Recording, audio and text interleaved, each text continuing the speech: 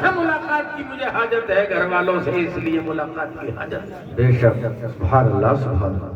اب مجھے یہ بتاؤ، آپ کو نماز پڑھنا ہے کہ نہیں؟ اگر ہمارے بزرگ سرے دار چڑھ کر یہ کہہ سکتے ہیں کہ نماز پڑھنا ہے، کھانا پینا نہیں، اللہ کو راضی کرنا ہے، آج بھی ہم عہد کر لیں کہ انشاءاللہ عورتیں گھروں میں مصلی بچھا کے نماز پڑھیں، تم مسجدوں میں آ کے نماز پڑھو۔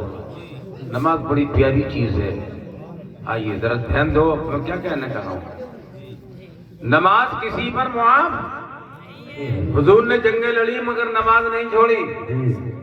جنگ خندق کے دن 4 دن نمازیں قضا ہو گئی تو باری باری ادا کر لی، اور حضور نے فرمایا خدا کے علاوہ کسی کو سجدہ نہیں،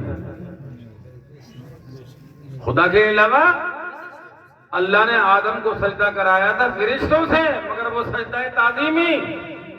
ہماری شریعت میں غیر خدا کو سجدہ کرنا حرام ہے، چاہے سجدہ عبادت ہو چاہے سجدہ تعظیم ہو۔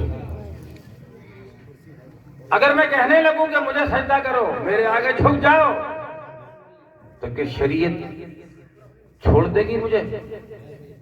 جب شریعت نے اجازت ہی نہیں دی ہے، سجدہ کرنا ہے تو خدا کو کرو، عبادت صرف خدا کی ہے۔ اگر کوئی آئے اور میرے سامنے آ کے یہاں سر سجدے میں رکھ دے تو میں کہوں گا ھذا حرام۔ خدا کے علاوہ کسی کو جب سجدہ ہی نہیں ہے تو نہ پیر کو ہے، نہ استاذ کو ہے، نہ ماں باپ کو۔ ماں باپ سے زیادہ تو مرتبہ نہیں ہے نا۔ ارے جتنی ہماری خدمت کرتے ہو اس سے کم اولاد اپنی ماں کی بھی خدمت کر دیا کرے۔ ہمارے پیر لوگ دبانے لگتے ہیں، کبھی 10 بجے کے بعد ماں کو بھی پوچھا کہ جس کے قدموں کے نیچے جنت ہے اس کی خدمت کر، جس کے قدموں کے نیچے جنت ہے اس کے قدم ہم دباتے نہیں، اور ایرا غیرہ کی خدمت کرتے ہو۔ اگر قدم دبانا ہے تو پیر کے دباؤ، استاد کے دباؤ، اور سب سے پہلے اپنی ماں کے اور باپ کے قدم دباؤ جو بوڑھے ہو گئے۔ بے شک۔ بات آ گئی تو کہتے چلوں آگے بڑھ رہا ہوں۔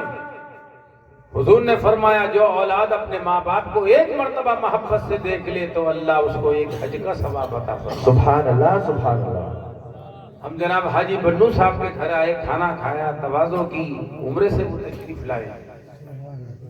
کتنا پیسہ خرچ ہوتا ہے حج میں؟ اب تو زیادہ ہو رہے ہیں، حج میں تو 4 لاکھ سے زیادہ ہو رہے ہیں۔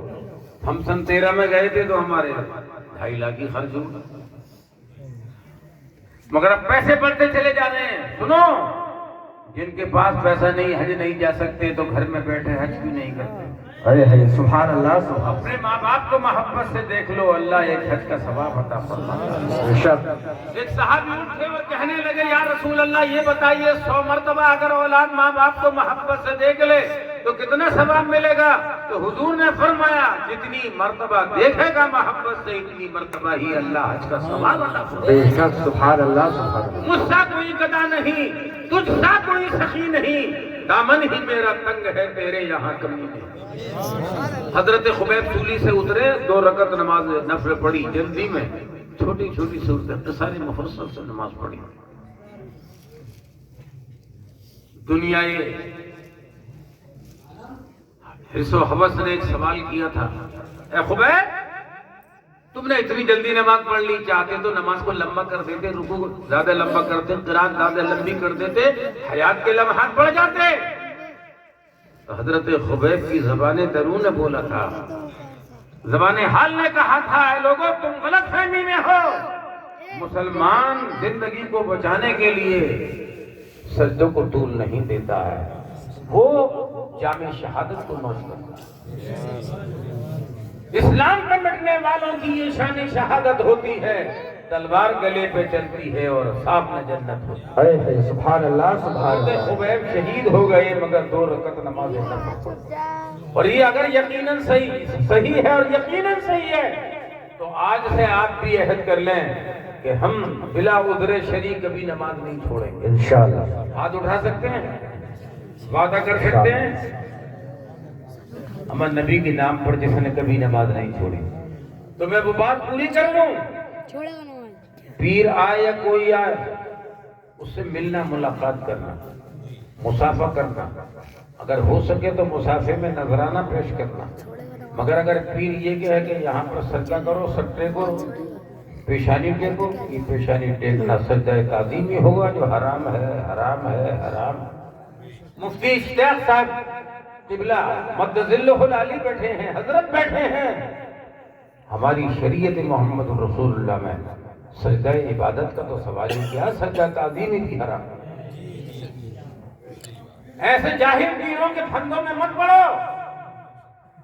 یہ علماء کبار اور حضرت تشریف لائے ایسے پیر جو تمہیں سیدھا جنت میں پہنچا دیں۔ اگر پیر بنانا ہے تو اعلیٰ حضرت کے خاندان کا ہو، قاری صاحب کے خاندان کا ہو، جس کو امام احمد رضا نے اس لیے کہہ دیا ہے کہ تجھ سے در سے اگر سکتے ہیں مجھ کو نسبت، میری گردن میں بھی ہے دور کا ڈورا تیرا، نشانی کے جو سگ ہیں نہیں مارے جاتے، حشر تک میرے گلے میں رہے پٹا تیرا۔ سبحان اللہ، سبحان اللہ۔ تو حضرات، ایک اسلام سے محبت کرنے والے شخص کی قربانی کو بیان کیا۔ اب عورتیں کہتی ہیں شاید ہمارا کوئی حصہ ہی نہیں اسلام نہیں۔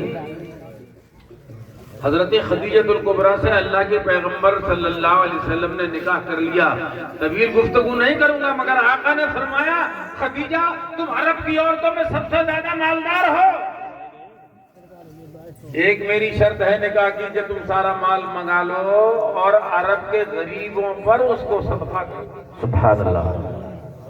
حضرت خدیجہ الکبریٰ رضی اللہ تعالی عنہا، سبحان اللہ، وہ عورت ہے کہ غار حرا میں جب وحی آئی تھی نا، غار حرا میں جب وحی آئی تو جبریل امین حاضر ہوئے اور عرض کی کہ یا رسول اللہ آپ کو بھی اللہ کا سلام آیا ہے اور خدیجہ الکبریٰ کو بھی اللہ کا سلام آیا۔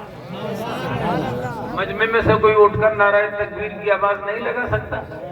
نہ لگاؤ، مت لگاؤ، مگر اس اسٹیج سے تو نعرہ تکبیر